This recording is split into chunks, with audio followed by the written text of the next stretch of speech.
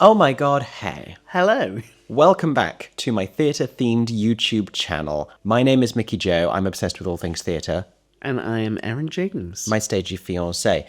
We are both obsessed with all things theatre. We are currently on location in my home county of Dorset because we were at a family wedding. Yeah, yesterday. And this weekend. But time, tide, and the Tony Awards wait for no man. So we are here amidst a weekend away to try and predict the Tony nominations that might be announced on Thursday. Well, they will be announced on Thursday.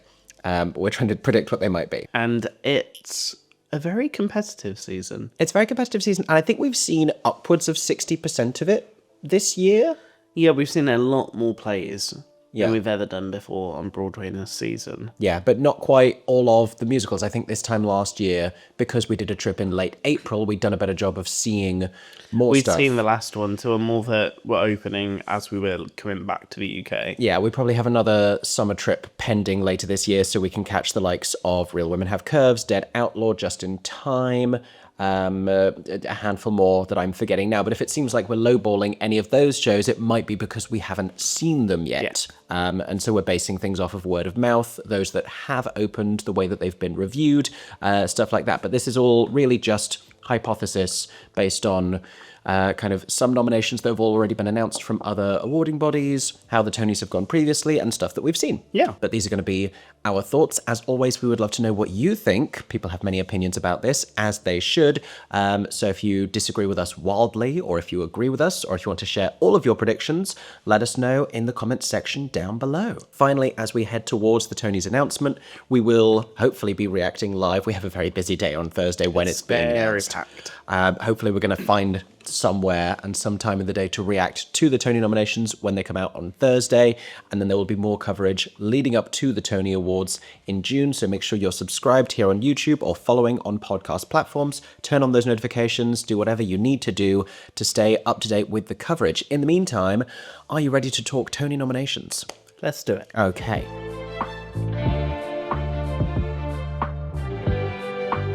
Let's start with Best New Musical. Oh, this is the wild one. Okay. See, I feel like it's the easiest one for us to talk about because I feel like there's a clear locks There is. battling to get in there. But this is also the category we've been talking about every day of our lives for months now. Well, I think people were surprised that a couple of the last musicals of the season have been really good. Maybe Happy Ending is V-Lock. Yeah. Which, if you just said that to me at the start of the season, I know.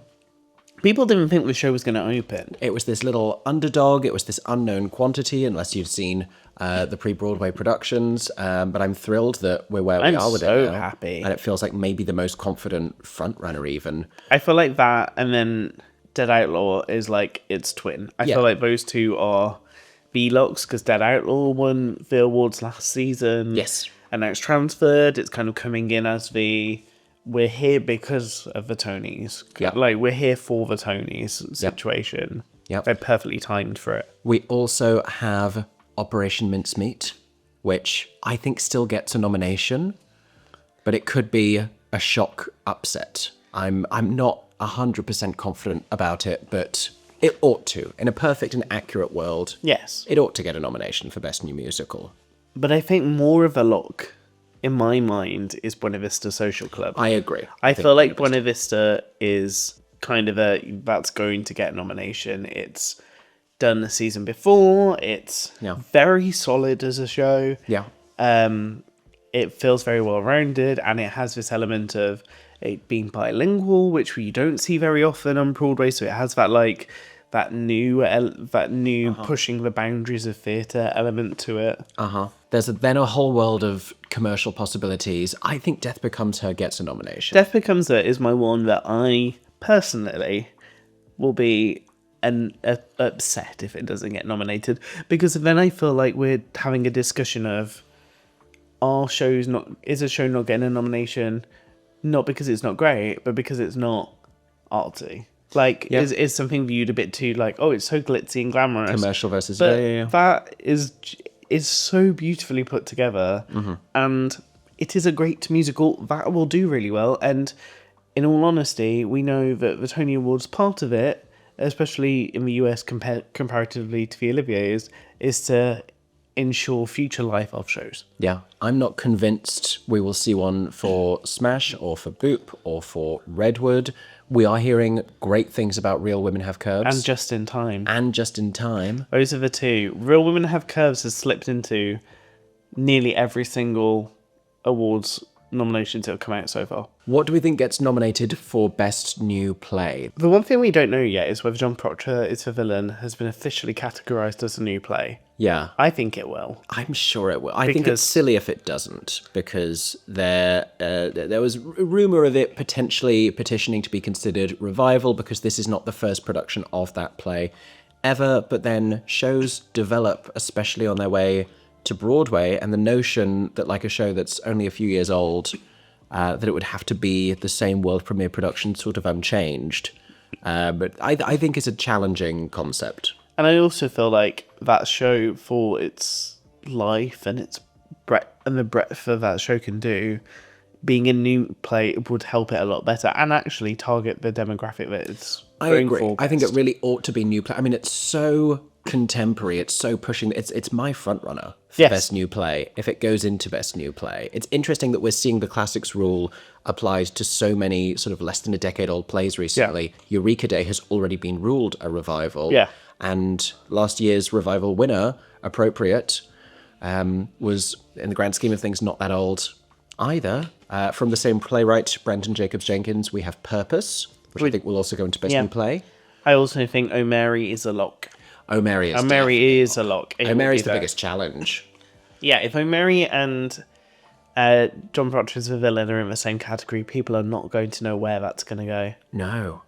There will be a fight. No, the gays and the girls are going to be fighting. Yeah. You hate to see it.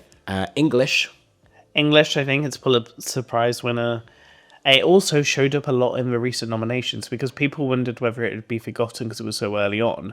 But it has been seen in both the Drama League and the Edge Critics. English has appeared. Yeah. English has had acting nominations. I'm very much not concerned about it appearing. No, which is thrilling news, I think. Whereas a show like Job, I don't know if it's going to... I forgot about Job. This is the thing. People keep forgetting that existed in this season, and you've noticed it in the noms.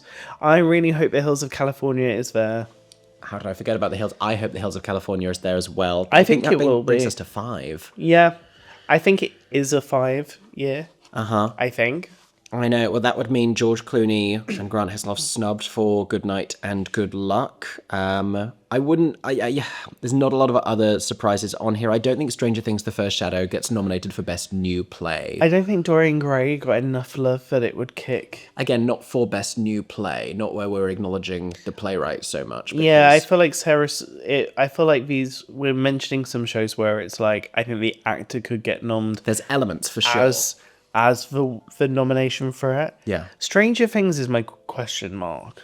Hard to know how well that's going to do. I think those types of plays always do better over here at the Olivier's. I agree, because we have the entertainment category as well, so they don't always have to be viewed as plays. Yeah. Like Stranger Things in the UK went as an entertainment, didn't go in with a play. Let's talk about musical revivals then. And there are 7 eligible. So I think it's 4. I think it's 4. I believe it's 4. 4 unless there's a time and it goes up to 5. I don't think Elf is going to be in this, I'll be honest. I don't know. No, I'm not convinced that Alf's main goal was But do you know the Tonys. what? There could be a surprise or a shock. Because there are 5 that I could see getting noms. Because people forget about Mattress. People do. Well, I was going to say, I'm not forgetting about Mattress, thanks to Anna Gasteier's brilliant Times Square TKTS campaign. But Sunset Boulevard is a lock. And Gypsy is also a lock. Yes. And these are the 2 heavyweights in this category. But I feel like Pirates has become what feels like a lock now. Yeah, I just don't think it challenges for that top spot. I think Pirates will get a nomination for sure. Yeah. And it does a lot because it's an adaptation where it's like, this is a revival of a revival. Yeah. And the same with Mattress as well, because it's new material. Because Exactly. It's a reworking. And this, I feel, comes out important because when looking, more so I think, again, on Broadway than in the West End, these recontextualizing or making a musical work for its future life and how it's been re-brought in is really important in the US, more than it is, I think, in the UK. Well, yeah, I mean, with Mattress, it's then like you have a new version that you can license, and it's like fixing a lot of the issues maybe that were in the book. I think that's what becomes quite important in getting a nom is, are you making this show more accessible, or are you improving the material in the show? Yeah, and where I think those being reworkings, new versions, helps them, I think the last 5 years in Floyd Collins may both be a little hindered by the notion of this being their first time on Broadway, even though they are older, known shows. It's sort of like classics are all at play here again. But, I mean, they've both been produced multiple times. We've known them for a long time. And out of the two, I think Floyd Collins, I mean, he got a critic's pick, which is always this... Oh, I think Floyd Collins way more than the last 5 years. I 100% If you haven't think watched it's my Floyd review Collins. already of the Floyd Collins, another one, I don't think we mentioned it at the beginning, that we haven't had the chance to see yet. I think it's between Floyd Collins and Mattress. Mattress, I agree. But with Mattress, I'm like, the only way I could see it being snubbed is if you saw us sit in a nom. I don't personally think Mattress is going to be completely forgotten. No, I think there'll be some. Yeah, I agree. Let's move on to play revivals. And according to this list I'm looking at here, once again, there are 7 of these. Yes. We're talking Eureka Day, Glengarry Glen Ross, Home, Othello, Our Town, not to be forgotten about, Romeo and Juliet, and Yellowface, also from earlier in the season, not to be forgotten about. Yellowface, luckily, was filmed. And it was having this big PBS release, which I think is happening in this period of time now. Mm-hmm. So... Good timing. They have clever ways of people being remembered about it. Yeah. I think Romeo and Juliet gets a nomination.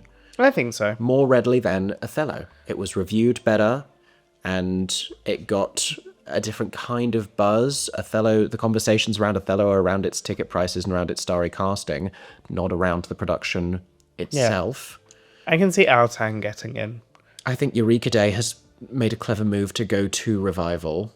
Yeah. Because I think it stands apart from there's a lot of celebrity casting in this category. Yes. Explicitly. Glengarry, Our Town, Othello, Romeo and Juliet, all very celebrity-led. Yeah.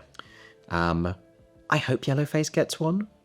I could see it happening. I think in a perfect world it does. Have we said 4 already? I kind of think that's what happens. I mean, Glengarry's, I think, the question mark. I've not been following it that closely. Othello also could. I mean, it's a capitalist achievement, if nothing else. And there's something to be said for the box office records broken. I think that's the hard part. This is my one with Good Night, Good Luck. That's part of their Tony campaign it's been so successful financially. So surely it's a massive win. Will they get a nom on the back of it? I think it brings about a whole nother conversation, which is, what are we rewarding and what are we celebrating? Exactly.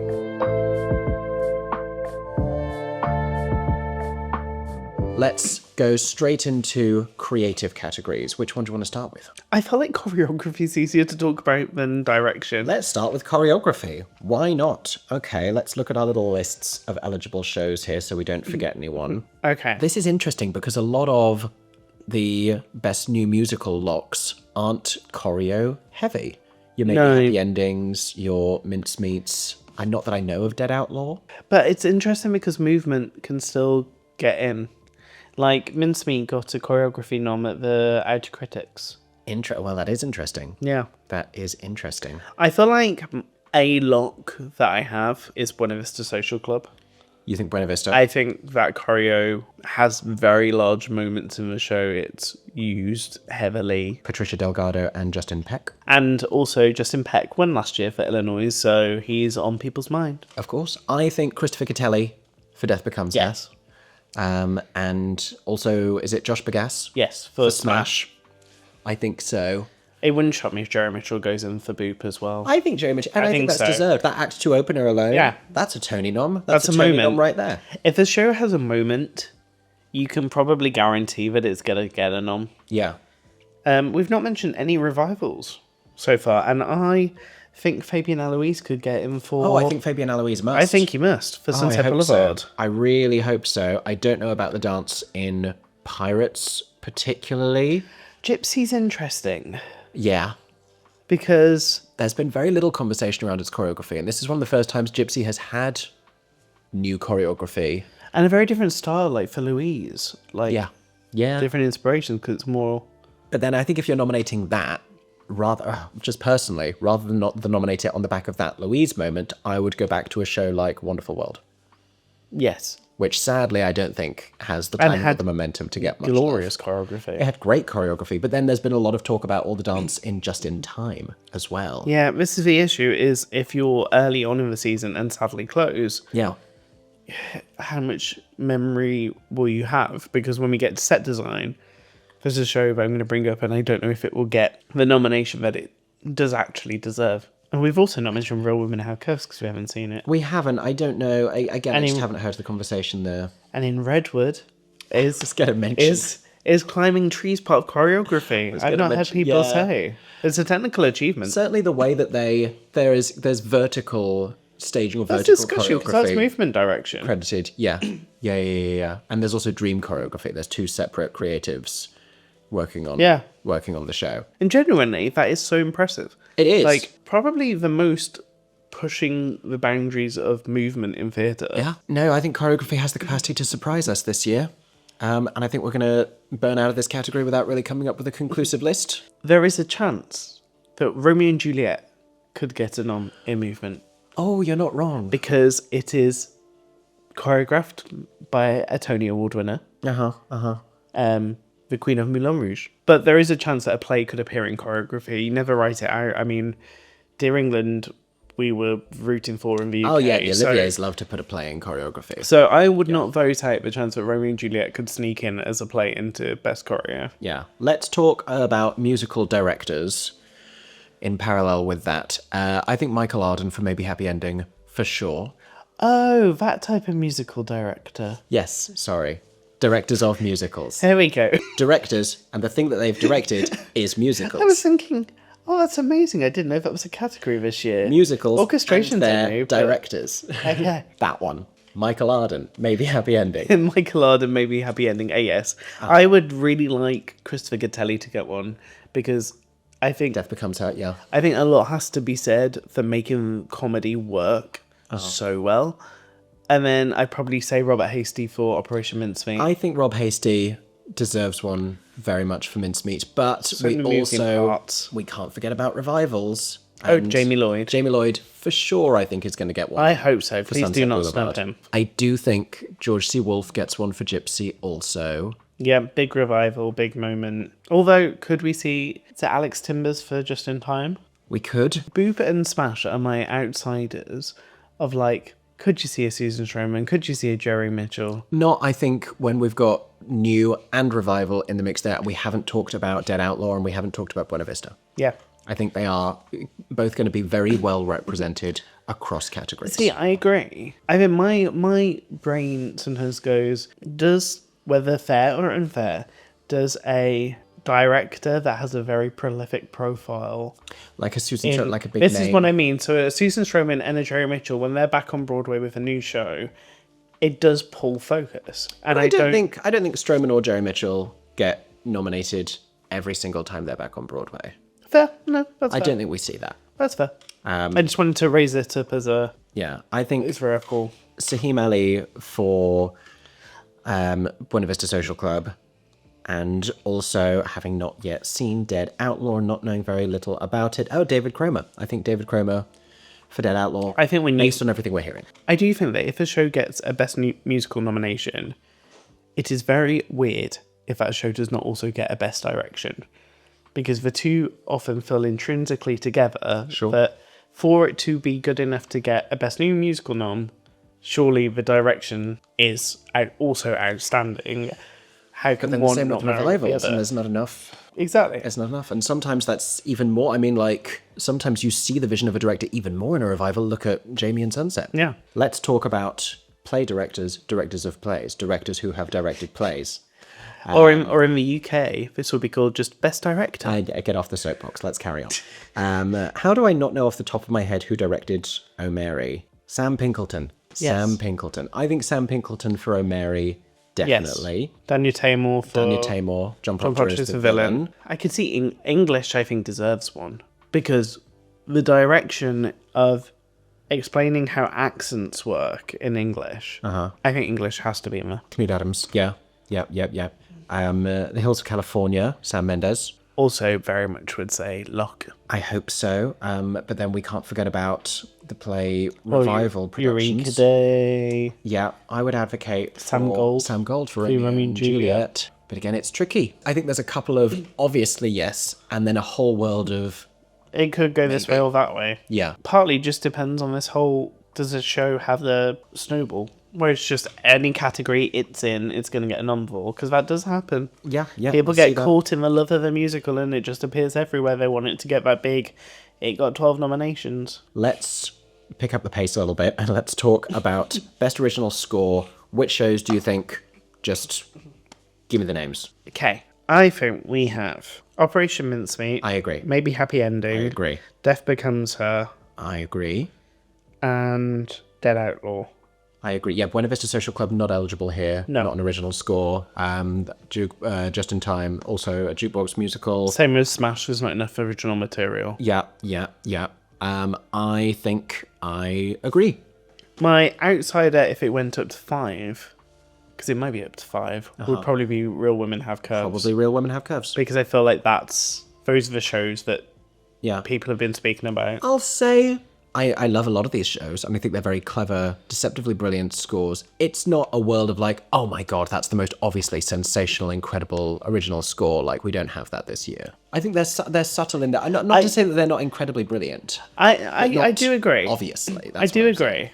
I think I just besotted with maybe Happy Ending. As I am as well, as you know. I just don't think it's an eye-catching score that's obvious in its appeal. It's very intimate. And Yeah. I think you realise a lot of the cleverness and the charm of it when paying attention and listening to multiple times, when you realise motifs appear And earlier. how often do we hear like a Tony Award-winning Best Original Score that incorporates like jazz and like lounge and like swing stuff? Like, it's those just very styles. different, which is fun. Yeah, that's what I'm saying. It's not bombastic. No, Death Becomes Her is probably the closest to a bombastic new score. Yeah, not a word I use enough in my everyday. Let's talk about Best Book of a Musical. I'm happy to rattle these ones off. I think that we are going to see nominations for Operation Mincemeat. Yes. For maybe Happy Ending. Yes. For Dead Outlaw, based on everything that we're hearing. I think Buena Vista Social Club does get a book nomination and deserves one as well. Yes. And then, I mean, there's more that we could see here. I could see Death Becomes Her getting one. Just in time. I definitely think Death Becomes Her should get one. But I definitely think it should get one. Just in Time could surprise. Yeah, this is one we don't know. Like Just in Time and Real Women Have Curves. Real Women, again, based on what I'm hearing, is the book speaking to people more than the score? Because people are talking about the story and people are talking about the meaning and the messages and the inspiration of it all. Worth saying, if you're on the fence about going to see Real Women Have Curves, we can't advocate for it yet because we haven't seen it, but hearing lovely things from some very discerning friends. And also the shows where I felt like the books maybe are stronger, like a Smash. I think Death Becomes Her I think Death Becomes Her has delivers the that strongest book. better and kind of maybe elbows Smash out the way a little, especially with so many viable options. But we have no time and we need to move on. Let's talk then about Orchestration. Let's talk about orchestration. Maybe Happy Ending. Thank you. Maybe Happy Ending, sure. The string quartet is a moment. I don't think Mincemeat gets one here. I think Sunset Boulevard gets one, and I think Gypsy gets one. I agree. I think Sunset and Gypsy, and I hope that Jason gets one for the last 5 years. Yeah. Honestly, those orchestrations slap. The exit music, don't leave that theatre in a rush. It's so good. And we haven't heard what Pirate sounds like, or the Mattress has new orchestrations. That are Floyd very Collins has always been a very celebrated score in the musical theatre community. Revivals often get in this segment. I mean, I will do a nice little shout out to Buena Vista Social Club as well, because you see that band the whole time, and that is gorgeous orchestrations. God, yes.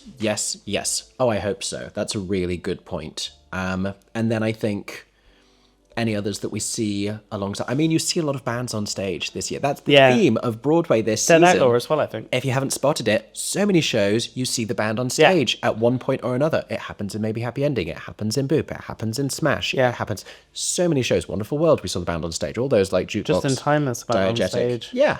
Alongside that, Old Friends Also, get in orchestrations. Yeah, if any orchestrations. That's a possibility.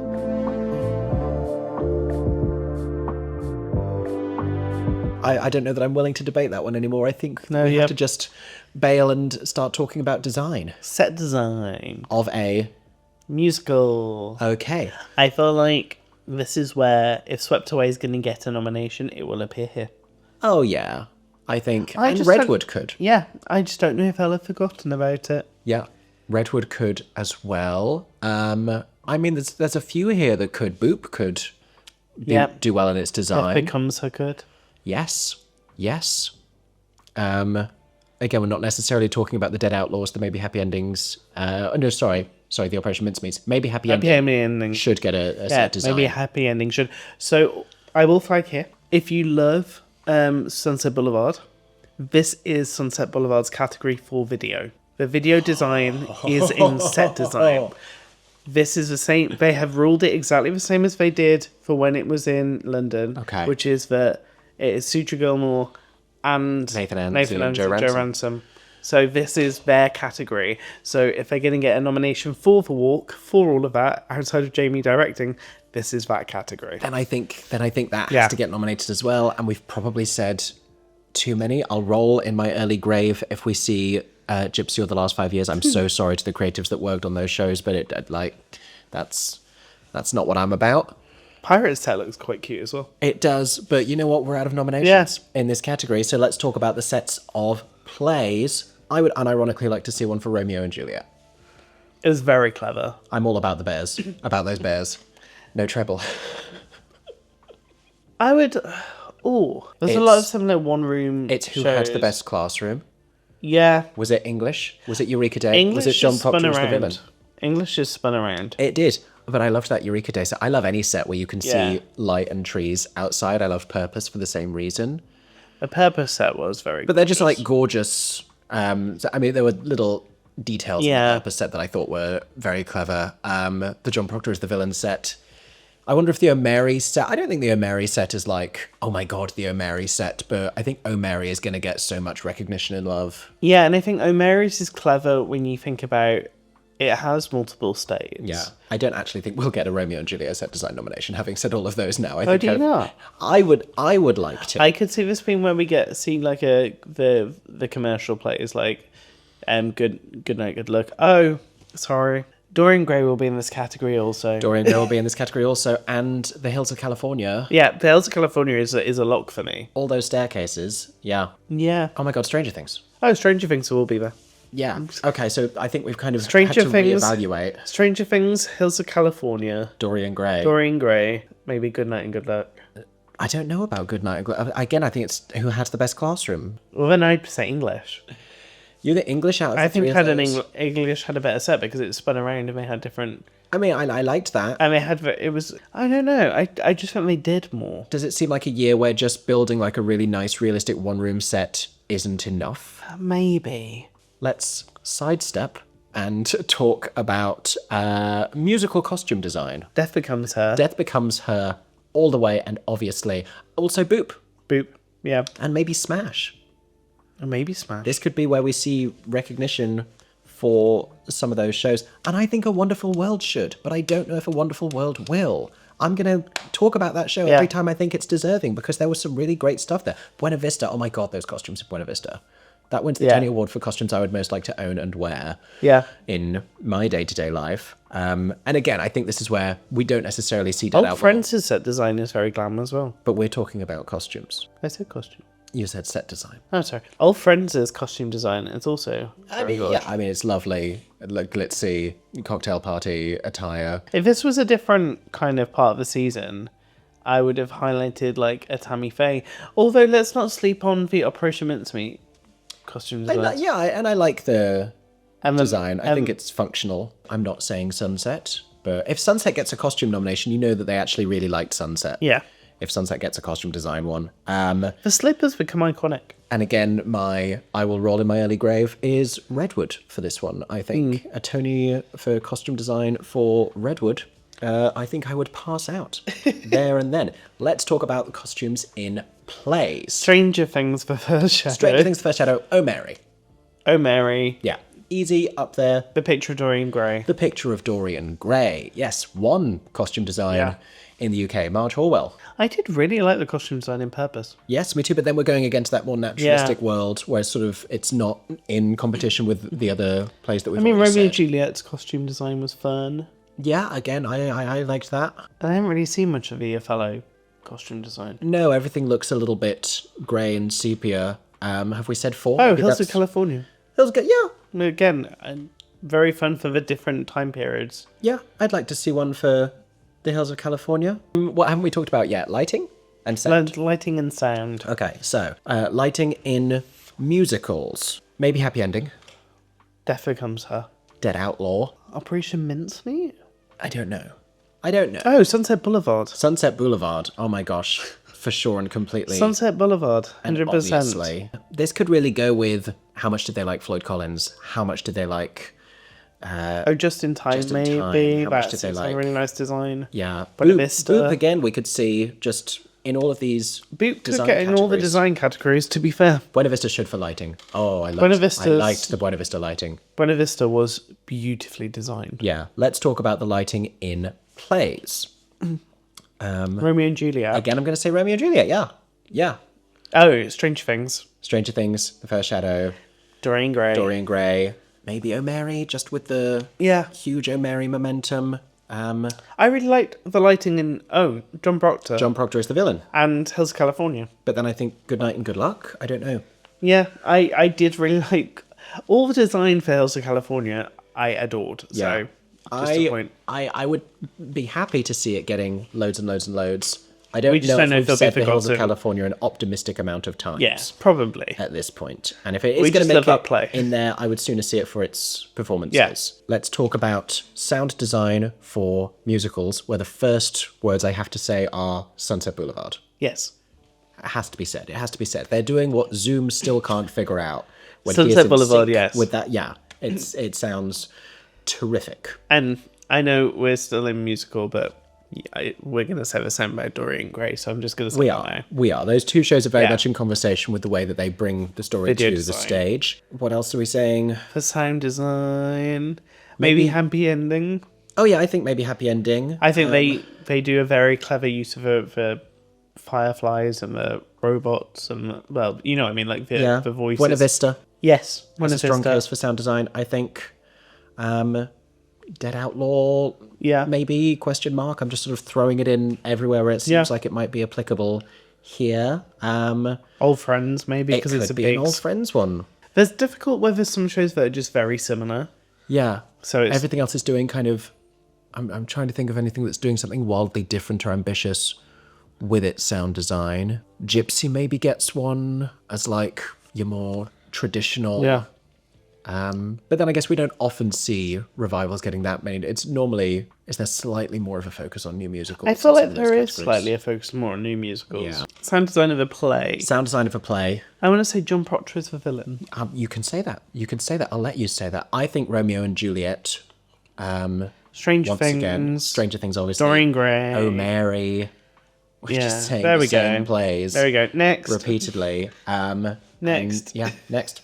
Moving on. Moving on. Cut print. Moving on. Smash.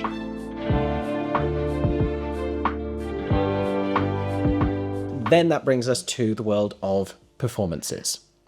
I apologise now for how in-depth this is going to be. This might get heated. You kick us off with a category, and I will promise that we'll stay on good terms.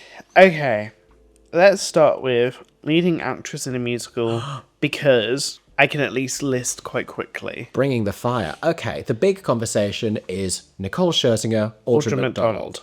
Lots. Don't count out Jasmine Amy Rogers from Boop. I feel like Jasmine has, now become a lock. Yeah. I feel like that is the one nomination from Boot that feels a given, feels like Jasmine. Yes. I don't think Adina makes it in. I don't think Adrienne Warren necessarily. Tatiana Cordoba has started to appear a lot. She's been getting nominations. She seems quite likely. Yeah. Then you have a world of two shows that have doubles, Uh-huh. which is Death Becomes Her with Megan Hilton, Jennifer Samard, Yeah. and Stephen Sondheim's Old Friends with Uh-uh. Bernadette Peters and Lea Salonga. Neither. I don't think. Neither from Old Friends. I'm just saying there's two pairs which have two leads. There's also Robin Herder to be talked Yeah. about. And Smash. And Sutton Foster Yeah. back in Once Upon a Mattress. I think we're going to see Audra, Nicole, Jasmine, Megan, Tatiana, and Sutton, and Robin Hood is going to miss out. Okay. And I think, given that like the likes of Robin Herder are missing out, in my mind, I think it makes it very difficult to break into the category for like Helen J. Shen and Natasha Hodgson, and so many performances. I would that love deserve, Helen J. Shen to be there. I would love them all to get one. There's so many performances that deserve a nomination. Yeah, because I feel like the year. everybody knows that Jack Malone's going to get a nomination, and then it feels like get to Natasha is like the next most likely person from that show. I agree. But I think it's such a difficult category, and there is a world in which I think we might see Megan and Jennifer. I think there is a world in which It's both so definitely come crowded. together, but I still think this could be a wicked situation. So I don't think Sutton gets in as Jennifer Simard. Okay. But I just have this feeling that the two of them, there's this little bit of me that's like, I think both could get in. Okay. I think there's It could a happen. momentum enough for both. The possibility is there, but it's a wild year. I mean, Katie Brabin would be a real. Her performance should be in. I don't think she's getting it, No. but that will Her be performance alone. because Yeah. she should be getting talked about. Yeah. Let's, while we're exhausting ourselves, then let's talk about leading actresses in a play, and this has also been a really contentious. Yes. Yeah, the ladies have brought it this year to Broadway. Yes. We still don't know if Sadie Sinker's leading or featured. No, we don't know. We don't know. This could be they're trying to get them all featured or Sadie's in leading. That's my we don't know. There's a lot of women who I think gave leading performances who are ruled as featured this year because everyone's featured in Eureka Day And English. and in English. I think a lock is Sarah Snook. Oh, yes. A lock is Sarah Snook. I think Laura Donnelly gets one as well. I think Laura Donnelly gets one I as think well. And I Natalia would cry if she Richardson didn't. Jackson gets Yes. one for Purpose. Fully agree. All three of those locks. I think Mia Farrow for The Roommate. I was about to say this. I think Mia's a lock because, Luminous. yeah, I think people were so taken in by her performance and so layered. I was. Yeah. Eureka Day, everybody's featured. Do you know there's not actually as many leading actresses as I think featured actress in a play is really where the heat is. I feel like Sadie Sink would be the other lock if she's leading. If she's leading, I think it's a lock. Yeah. But then your outsider is like a Rachel Zegler. Let's talk then about leading actors in musicals. And there's a little bit more space here because the roles have been there for... Well, not to say that There's men also- haven't done as good a job as women this year, but that the roles have been there for women. But also, some of the leading male roles closed early.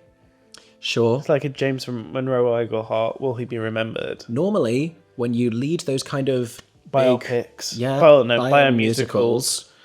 normally it does well. Did well for Jessie Mueller, did well for Stephanie J. Block, did well for Jersey Boys. Probably might do well for Jonathan Groff. Might do well for Jonathan Groff. I think Jonathan Groff is a lock and James Monroe Iglehart is a possibility because it's a bit of a quieter year. You also have Jeremy Jordan in the conversation for Floyd Collins. I think Darren Criss gets in. I think there's a lot of love for maybe happy endings. Gets in. Andrew Durand for Dead Outlaw. Yeah, I think so. He's considered leading. Yes.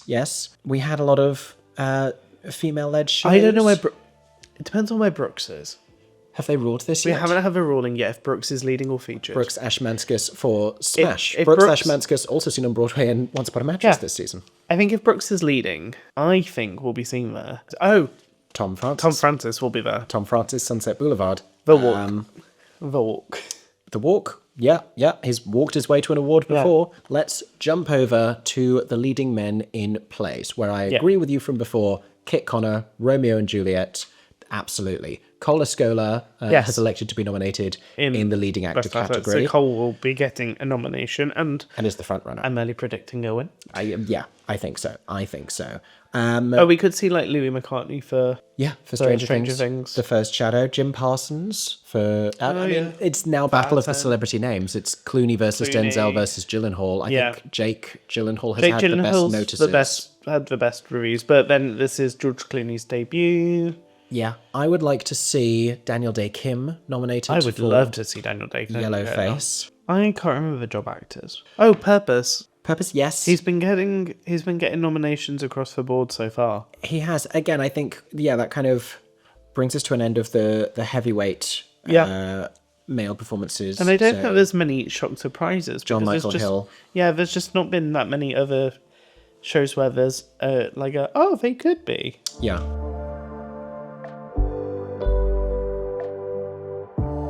So those are all of the leading performances. Let's talk about featured, starting, I guess, with supporting actresses in musicals. Cool. So I feel like a lock is Natalie Venetia Belcon for Buena Vista Social Club. Yeah. They They could both get it, but she's the definite. Yeah. Yeah. By both, I mean also her and Issa Antonetti, who plays young Amara. her younger counterpart. And I just, when watching that show, I was like, if she's in featured, she has won. Because this is a leading... Yeah. She takes the final bow. Yeah, it's a substantial enough Oh, role. yeah. And she has the presence. Yeah. Like, I can already imagine her Tony-winning, like, claps when she arrives on the stage. Because it's already embedded in that show already. Yeah. Is Justina Machado considered featured in Real Women Have Curves? And has she But been getting nominations? They haven't made a call on it, but she has had a Drama League nom and stuff, so yes. Then I think so. that happens. I don't sadly know if Grace Hodgett Young gets one for Sunset. Yeah, it's same with Mincemeat. I don't know. Zoe and Claire. Yeah. Yeah. Because Zoe got one for the Olivier's, but I don't know whether... I'd like to see it, but I don't. I mean, we know that Anna Gasteyer has been... I think the field is weirdly open this year for supporting actresses. Oh, normally Jinx. It's my favourite category. Jinx Monsoon. I think Jinx Monsoon will get a nomination. Yeah, I think there's a lot of possibility for some surprises here because there's not as many really obvious roles. Normally I'd be saying Louise and Gypsy, but I think they've both. We could see a June. Or June, thank you, that's the month. Or a Leslie Margarita. Yeah. Because people have been petitioning for Leslie to say that Tessie's a very small role. Yeah. Did you just say Anna Gasteyer? Yes. Yeah. Anna Gasteyer has been campaigning. She has been like, I am still eligible. I've also seen a nom go for In Just in Time for the sporting because I think it's a decent... There's multiple wives from A Wonderful World, the Louis Armstrong musical that I'm apparently the number one fan of. I mean, everybody's been saying Beth Level smashes it out there with Ladies Who Lunch. I think we could see one Old Friends performer. And I think it'll be Beth Level. Let's talk about supporting actor in a musical, where I feel there's a little more heat here, actually. And I think the first name we have to talk about is Jack Malone from Operation Mincemeat, which was the awards recently where Jack got a nomination alongside a lot of leading Drama League. So they just nominate performances. They don't split by leading supporting. But so if you have a supporting track yeah. and you get a Drama League nom, that's a great sign. That's when we knew that Alex Newell was like gonna win the Tony because Alex was in the Drama League. So if it's Brooks like, there you go. is supporting for Smash, it's a lock. Yes, because Brooks also got a Drama League nom. Is there anyone in Dead Outlaw? I don't know. Yes. Can I remember the name? No, but there has been somebody that's been consistently nominated. I would like to see a Tony nomination for the marionette artist who puppeteers the dog in Boop. I'm not even joking a little bit. I would also like to see one for David Thaxton. Yes. For Sunset Boulevard. I would just like to mention at this moment somebody that I think really deserves one. And their name is Hwaboon. Hwaboon! Hwaboon is a great featured performer. Justice for Hwaboon. The comedy from Hwaboon in Maybe Happy Ending. Do you know what you could say? You could say like undeniable. Pudgy and Hwaboon and the dog from Gypsy. But then the dog from Gypsy would be like, I'm the only person in this category who is alive. I just think Hwaboon should get a special award. I mean, a special Tony award. Yeah. Just give Hwaboon a special Tony award. For Hwaboon. They don't need to go against anyone. David Hyde Pierce. If he's featured, yes. If he's featured, I don't know. So there's the same thing with Ramin. If Ramin's featured. Do you know who we didn't say? That I would now like to retroactively add back in, John Gallagher Jr. for Swept Away. Oh, yeah. I don't know if he has Katie Brabin, Tammy Faye closed too early problems. I was also going to bring up Jason Gauthier. Jason Gauthier for Floyd Collins. Floyd Collins had great things. Yeah. Oh, it's tricky. It's tricky this year, and we are going to get some surprises. Yeah. We didn't talk about Michael Urie in Once Upon a Mattress, who was so funny. Yeah, he was so good. Let's talk about supporting actresses in plays. This category is... This is so difficult because there's also people that I would really, really, really like to see. Yeah. And I just don't think... I'm going to just start throwing some names out there with disregard for how many rooms, how much space there is in the category. Gabby Beans for Romeo and Juliet. Mm-hmm. Jessica Hecht for Eureka Day. Amber Gray for Eureka Day as well. Amber's been nominated as well. Cara Young and the other brilliant actress from Purpose. English. The two of them. I can see both getting noms for English. Yeah. Beth and John Proctor as the villain. I would like to see a nomination for Bianca Lee. That's what I was about to say. In O'Mary. Yeah. I agree. I think it's really underappreciated, brilliant work that she does. She scene steals as soon as she's on stage. Have you already talked about the Hills of California? No, because I'm going to be sad. Because they all deserve one.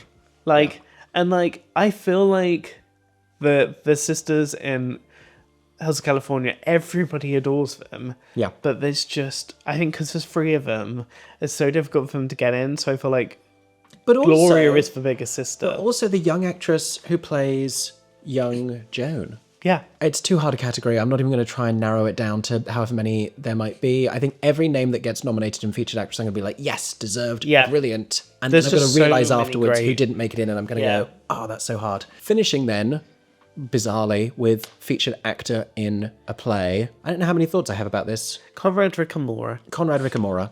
Oh, Mary. Conrad is a yes. Yeah. Conrad is a lock. You know what? We could see all in people get in here in featured play actor, and we could. I wouldn't be surprised. We could see Gabriel Ebert for John Proctor as the villain. Definitely. In Purpose, are they all leading or featured? I can't remember what the decision was. I think there was 2 actors in leading and 2 the others in featured. I think John and LaTanya are leading, and maybe the dad's leading as well. I think the dad's leading as well. Then the other brother could very much see him go featured. There was...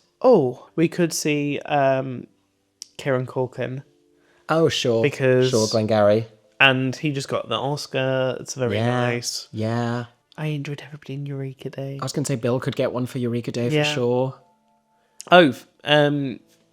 Yellowface. Oh, the dad in Yellowface. The dad in Yellowface could win it. Yes, Francis Dew. Francis Dew was so good. Yeah. So I'm good. so glad you remembered that. Yes. I would be... I hope they do as well.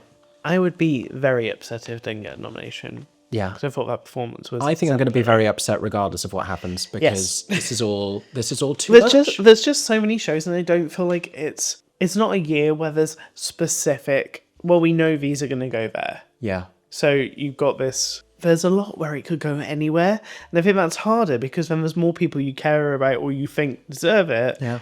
So it's more of an even playing field, which is so harder. many great shows. There's so many great performances. Some hearts are going to get broken. This is before we even have to narrow down to like who we want to win and who we think should win. And this is also before we've even seen the whole season. So there's some shows where we don't have that personal attachment to you yet. Yeah. Oh, gosh. Anyway, those have been our kind of ramblings. Maybe there's been some huge oversights and we've neglected to mention some people you think are definitely going to get in. Maybe we're steering a little too hard towards some of our favourites and the ones we've seen. So you need to let us know in the comments. Who are you rooting for and who do you think will get nominated on Thursday for the Tony nominations? As mentioned before, we will be doing our best to react live or possibly very shortly afterwards. I cannot even begin to describe to you what a ridiculous day we have on Thursday. Stay tuned. Make sure that you're subscribed to our YouTube with the notifications turned on so you don't miss it when that happens. And I'll be talking a lot about the Tony nominations afterwards, talking about the snubs, because inevitably there are going to be snubs. Yeah. Thank you for joining us for our thoughts on what might happen later this week. Stay tuned for more Tony's coverage through early June, and a few more reviews to come from me as well. In the meantime, we hope that you enjoyed listening to our thoughts, and we both hope that everyone is staying safe and that you have a stagey day. Bye-bye. For 10 more seconds, I'm MickeyJoTheatre. Oh my god, hey, thanks for watching, have a stagey day. Subscribe!